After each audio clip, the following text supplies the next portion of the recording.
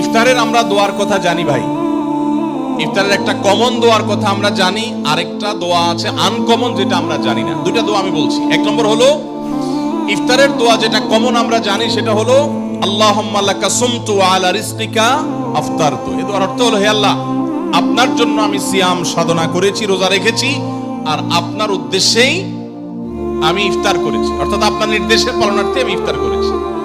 এই যে আল্লাহুম্মা লাকা সুমতু ওয়া আলা রিজকিকা আফতারতু, এটা ইফতারের একটা দোয়া।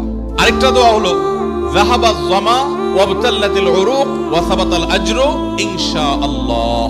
অনেকে এটা জানেন মাশাআল্লাহ। যাহাবাজ যামা ওয়াবতাল্লাতিল উরুক, আমার শিরা উপশিরাগুলো সব সিক্ত হয়ে গেছে। ওয়া সাবাতাল আজরু ইনশাআল্লাহ, এবং আল্লাহ চাহেন তো এই রোজার বিনিময় আমার জন্য অবধারিত হয়ে গেছে।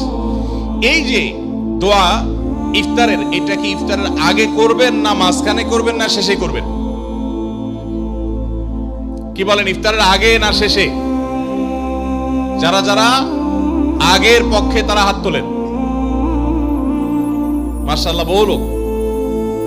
ভাইরা আমার, এই দোয়া ইফতারের পরে করবেন, আগে না। অনেকেই এই ভুলটা জানেন, অনেকে মনে করেন যে আগেই করতে হয়, আগে না। ইফতারের দোয়া কখন করবেন?